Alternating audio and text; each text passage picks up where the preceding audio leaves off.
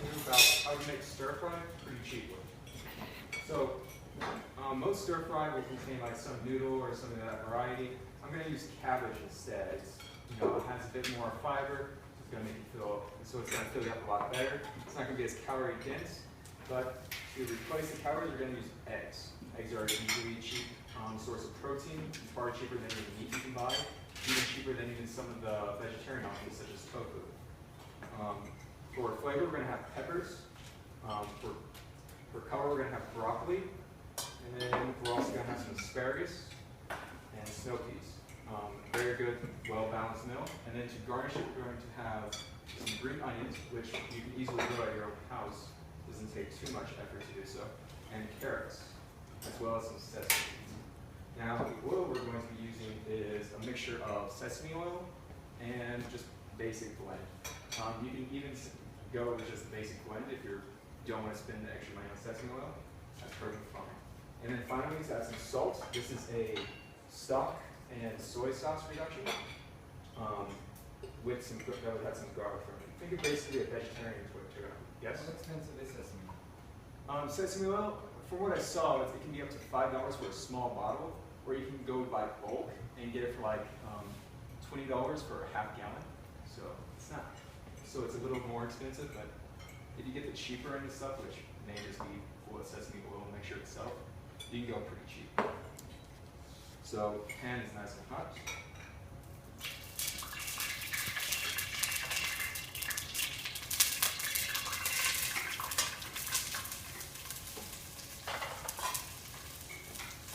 Now, whenever it comes cooking cabbage, you want to slice it really, really thin so you can make sure that it cooks through really quickly, because we're not going to sit around here for 10 to 15 minutes. That was the cabbage? This is the cabbage, red cabbage. When it comes to the other stuff, I already have it blanched and ready to go. Blanching is a great option if you're cooking at home and you want to get more out of your ingredients.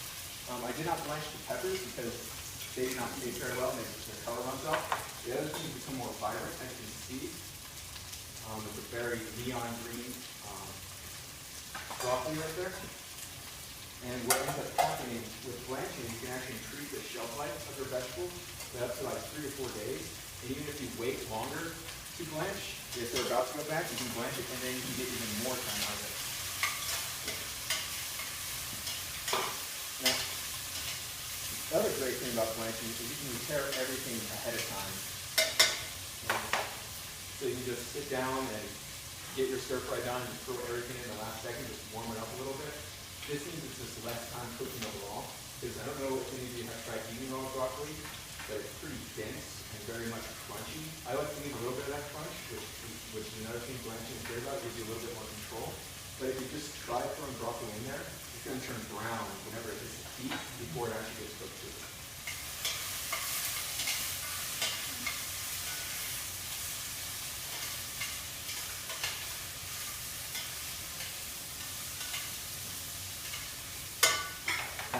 For our garnishes, they're just very simple. What we're going to do with the green onion is just chop it out of bias.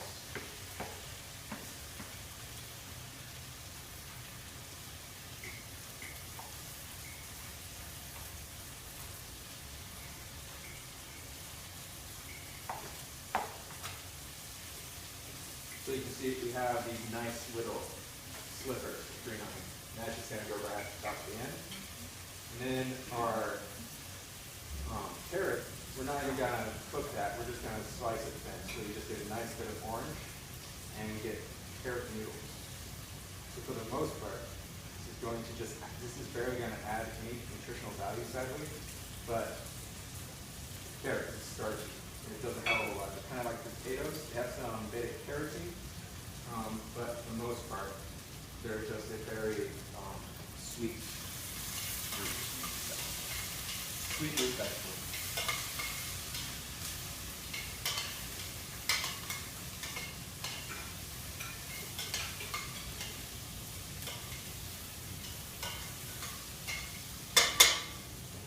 And then lastly, for our final garnish, we have toasted sesame seeds. seeds. To toast them, all you have to really do is just get a pan hot and throw them in, or you can even put them in the oven. It doesn't take very long. This only took about 5 minutes to get to this color. You can even go darker, or you can get black sesame seeds. It makes a great addition. Even sesame seeds make a great addition because they give a little bit of a crunch, even if you're maybe even if you don't want to toast.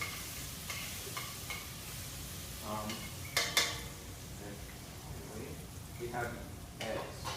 The eggs we're going to simply get one. You can cut the eggs however you want. You can cut them long.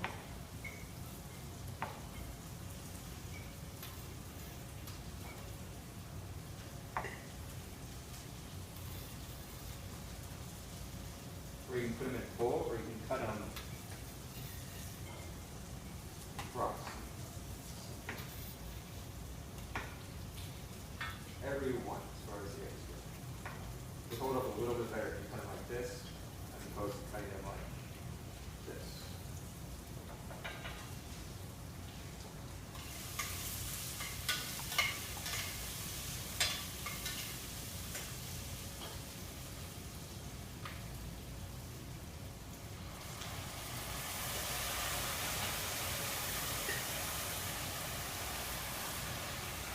We'll just finish with adding the rest.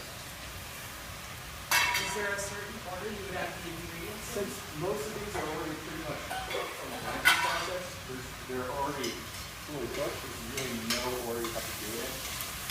The main part of the cooking process is to just cook the cabbage through and finish by heating up the rest of the vegetables.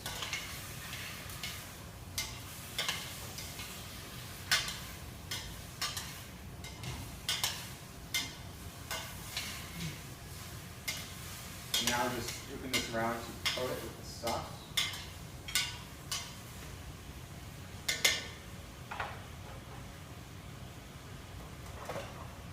I have a question. Yes. If this is made for college students who don't make a lot of money, how would you cost out this recipe? This recipe, all the ingredients besides the sesame oil was under $10. The soy sauce was the biggest thing I had to purchase because that is a bottle. The rest I can pretty much buy as I need it. The soy sauce and the sesame seeds. Soy sauce is probably around $3. You can find it someplace for even cheaper. Walmart's always a good spot to buy your canned items.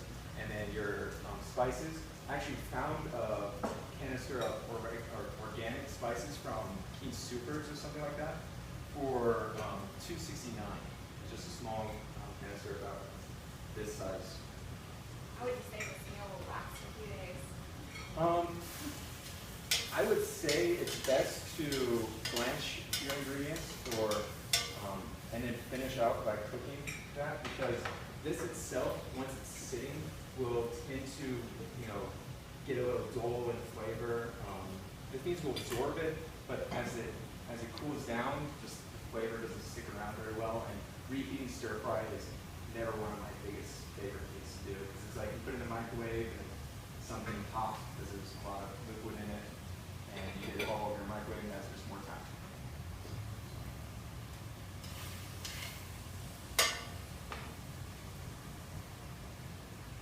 Now I'm going to put half the sesame seeds in here now because I want the flavor throughout the dish.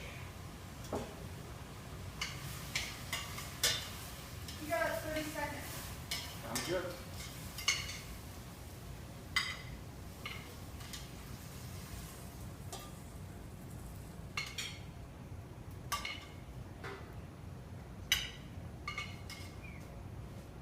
As you can see, you can make a lot under $10. And then just top it off with some more sesame seeds.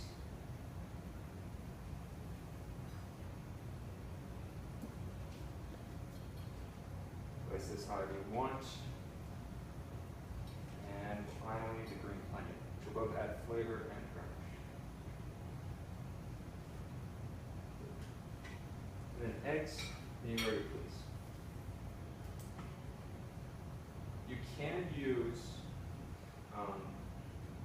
different styles of eggs, such as like there is.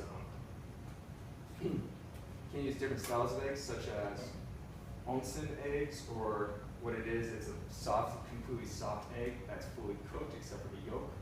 or you can simply do a hard-boiled egg as I did here, or you can further up by scrambling some eggs and just toss it in there, maybe with some rice, so you have fermented and such.